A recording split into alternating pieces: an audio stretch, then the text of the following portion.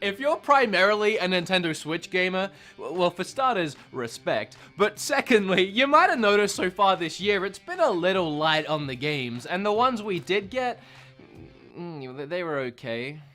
Although that's not exclusively a Nintendo Switch problem. So far this year, almost every game I've been excited for ended up, well, being like Anthem. Jordan Fringe is editing this video. He does such a good job. Such a beautiful man. Make sure to subscribe to Jordan Fringe.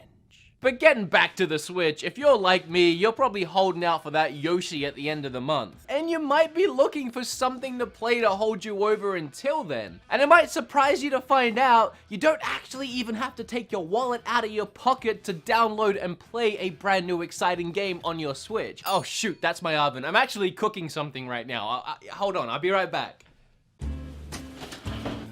If this was really hot, that would be really burning my hand. I'm still doing keto, but Kim loves KFC, so using Skillshare, I learned how to cook the perfect KFC recipe. That probably looks really gross, but I'm sure it tastes great. Skillshare is an online learning community for creators with more than 25,000 classes in design, business, video editing, video production, and more. You can even learn how to create gaming content for YouTube if you want to start your own channel. The premium memberships give you unlimited access so you can join the classes and communities that are right for you. Kim, dinner's ready!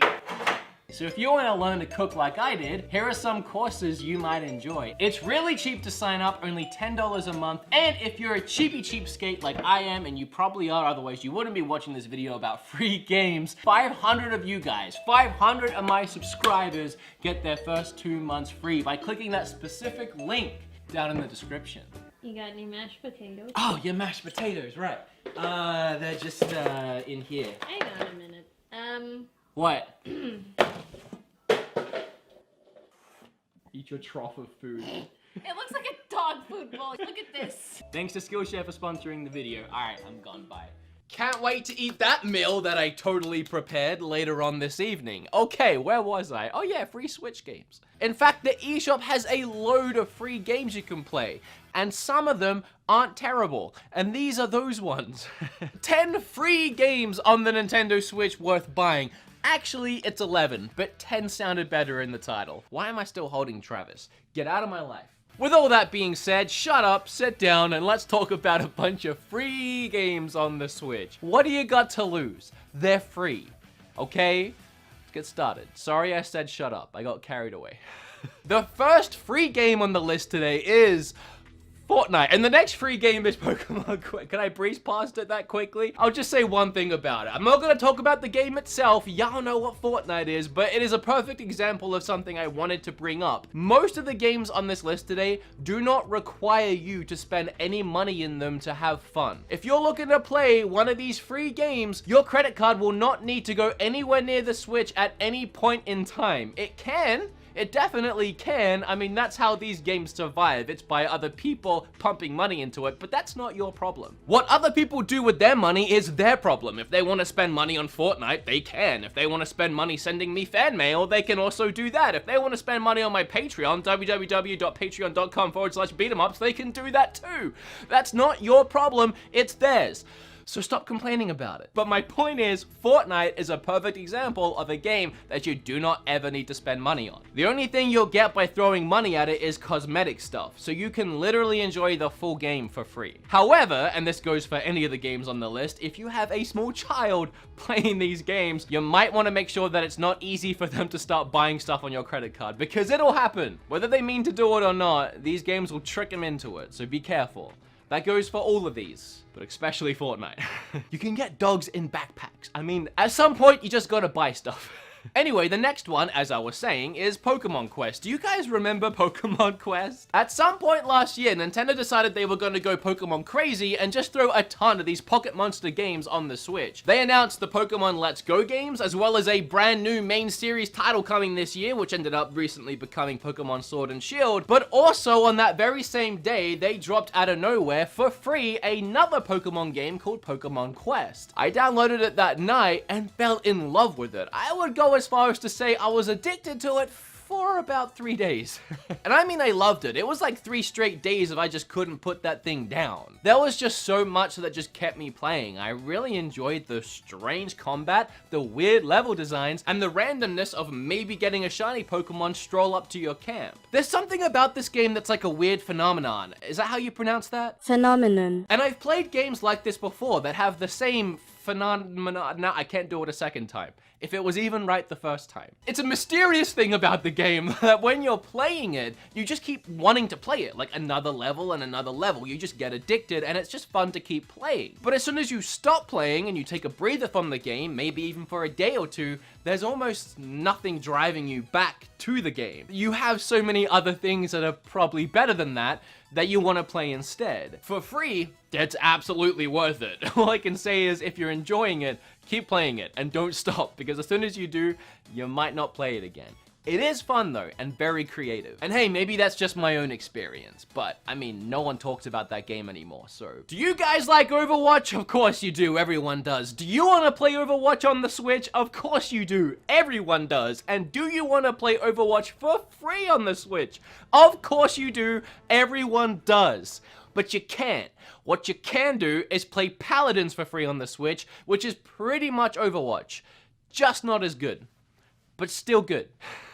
No, in all seriousness, Paladins is a really fun game. You can actually buy the game for 30 bucks and you'll unlock all the characters and just everything that goes along with it, or you can just download it for free, have a few characters, and as you play, you unlock more. If you haven't played Paladins before, or Overwatch before, or a game like this before, this is the easiest way I can explain it. Assuming you've played a MOBA before, like League of Legends or Dota, and then you wrap it all in a very bright, bubbly, and cartoony skin with over-the-top, crazy, wacky characters, and you have a first-person shooter with a ton of different abilities and an ultimate ability that looks really cool and it's really fun to play. And unlike Pokemon Quest, this is a game you'll keep coming back to, assuming you enjoy it, which I do. It's easy to pick up and play a few rounds whenever you want, and it's always a fun time. It's the kind of game where even if your team is losing, you can still have fun. Of course, if you keep losing, it becomes not fun pretty quick, but you can still have fun. Oh, and while we're on the subject of MOBAs, I may as well talk about the next 2 games, the first of which being Smite. Now, recently I made an entire video about Smite because I really like the game, and I actually really like how that video turned out. I talked about my favorite things about the game, some of my favorite characters, and even broke down how to play the game. And I did that because the game is so convoluted with so many moving gears and parts, it takes a while to get your head around it and even learn some of the basics. So if this game does interest you, I would recommend going and checking out my video, which I'll leave in the description down below. But essentially, it's a MOBA, again like League of Legends and Dota, but played in third person. It's a really interesting concept, and again, I like it a lot. Obviously, it's free, or else it wouldn't be on this list, but you can also buy it, and it's the same deal as Paladins, where one way you have all the characters unlocked, and the other way you have to earn them. And we've gone from Pokemon Quest, a game that's a little addicting, but you might forget it, to Paladins, a game that's, you know, somewhere in the middle, you'll pick it up every now and then, to Smite, a game where you can easily spend hours and hours and hours just in one session, because each game can last about an hour, and you won't ever stop at just one game, and then you'll come back the next night, and the next night. If you think you can handle it, there's a ton of fun to be had in Smite for free. And the next free MOBA is Arena of Valor. Now, I haven't actually played this one. It looks like a more traditional MOBA, again, like the 2 that I keep mentioning, Dota and League of Legends, where it's more akin to a top-down strategy style game. And if you're into the more classic style MOBAs, Arena of Valor might be better for you than Smite. But what would I know because I haven't played it? I just heard a lot of really great things, and it's free. So here it is. A new MOBA is a huge investment. It takes hours and hours and hours to learn the game and get good at it. So as much as I like the genre, I'm not ready to jump into Arena of Valor just yet. I don't have a week's worth of time just to practice. Now, I don't think I'm out of line to say if you have a Switch, you should have all 3 of these games. Mario Odyssey, Legend of Zelda Breath of the Wild, and Super Smash Bros. And I'll excuse you if you only have 2 of those 3, and if you only have 1 of those 3, I'll still acknowledge your existence if we're walking past each other on the street, but I will be subtly judging you in my mind and wondering what the heck is wrong with you. However, it's probably safe to say you most likely have Smash Bros. In your house if you have a Switch. But if you're in the very unfortunate circumstance of not having that game and wanting that game, but you do have a Switch, well, you can play a light version of this game for free, and that game's called Brawlhalla. And if you haven't seen this game before, I really don't have to describe it all that much because it's literally Smash Brothers. It's a Smash Brothers clone. Maybe hardcore Brawlhalla fans will fight me on that and point out all the subtle differences, but I played it. It's Smash Brothers. It wants to be Smash Brothers. It has its own personality for sure. It's a not as good Smash Brothers game, but it's free and it is good. I don't want to take that away from it. If Smash Brothers was never a thing and just Brawlhalla was, it would be a hit for sure. It's just Smash Brothers is a thing. Fallout Shelter is another perfect example of a free-to-play game that's just free to play and you don't have to put any money into it to enjoy it. Bethesda didn't care too much about making a ton of money off of it, so they made it just fun to play, and you can spend money on it. You can buy lunch boxes, which will unlock a bunch of things for your characters, like weapons, or even unlocking actual characters, but it's not necessary. And the game ended up being a huge hit. It exploded, and a ton of people did put money into it, so Bethesda kept supporting it. And it's no surprise that because this game was developed and built for a mobile phone, that it works really well on the Switch. Because the game still runs in the background like it used to on phones. You wouldn't have it open all the time, you'd be texting or playing other games, or you just wouldn't be using your phone. But meanwhile, the game is still active. But it feels like a live 24/7 living, breathing ecosystem. You start with a very small ragtag group of survivors, and you start to build a colony around them, layers and layers deep into the ground. And again, this is just a fun, free game to play in between playing other games. Whenever you're done with that 5-hour Final Fantasy IX session and you're about to log off and go to bed, you can quickly check on your Fallout Shelter and see how your survivors are doing. Make sure they're fed, make sure they have water, make sure none of them have died, and then go to sleep, wake up in the morning, and check on them again. Or forget about the game completely for 3 months and then sign back in and find out that everyone is dead and you got game over. I don't know if it works that way. We could find out. I uninstalled it, so yeah, they're probably all dead. That's what happens when your channel's about reviewing eShop games every week. I need space. I end up deleting stuff. I do want to add the long-awaited Undertale sequel, Deltarune, to this list, because Chapter 1 is free, and you'll get about 3 hours of free gameplay out of it. However, if you love it, and you will, everyone will, and everyone does, you will have to pay for the other chapters. It's only the first one that's free to get you hooked, and then have you play the rest. That's how confident they are that you will buy the rest. You can have the first one for free. And yeah, it's good. Obviously. The next free game blows my freaking mind, and that's Warframe. I made an entire video about this game. You can watch it down below if you want to find out all the reasons why it's so insane. But to summarize it, I still don't know how this game is on the Switch. It is such a huge, expansive, gorgeous looking game. It's one of those games that when you see it running on the Switch, it feels like a dream. Warframe is actually a teeny tiny little bit like Anthem, in the sense of you have like these Iron Man suits that have these crazy special abilities, and you kill a bunch of enemies.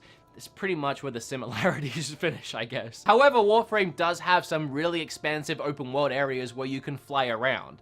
And that is a lot like Anthem. And again, it's these areas in particular that just blow my mind when I'm playing it handheld in bed on my Switch. And not only does it look absolutely gorgeous with all these different lighting effects hitting me straight in the face, but I'm literally flying around huge open areas and just landing and killing enemies and going on my way. Now, some have argued if you really want to level up quickly and get access to the good weapons and the good stuff in the game, you will have to pump some of your own money into it. However, I don't feel that way. I really don't. And the developers are actually proud of the fact that this is a balanced free-to-play experience, meaning if you don't want to spend money on it, you don't have to. It's not a necessity. You can do and acquire everything in the game for free. But I played this game for hours and I never felt the need to buy anything. Maybe if I was diving into some of the PvP stuff, which I never actually ended up doing, I might be more encouraged to spend some money, but just going through the campaign and completing it at my own pace, I had a lot of fun for free. And if this is a game that piques your interest, I have a video about it, again,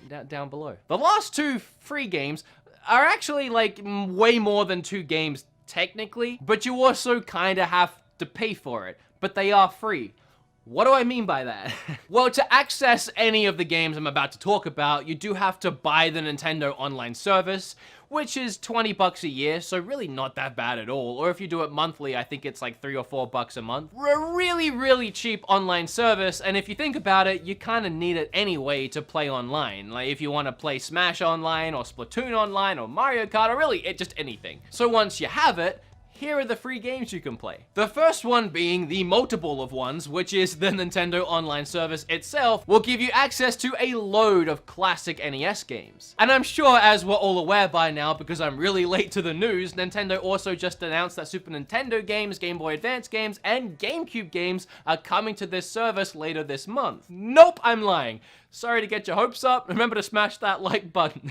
I really do want that to happen, but yeah, I was lying. Sorry. We do have NES games though. There are some good ones on there. There are some bad ones on there, but they're all free. And you might have guessed it, but my favorite free game on Switch, Tetris 99. I love this game, man. It's just Tetris. Like, Tetris has always been fun, but with the added excitement of playing against 98 other players at the same time, competing to be #1 in what is by far the best battle royale game anyone has ever made, it just makes this game priceless, and it's free.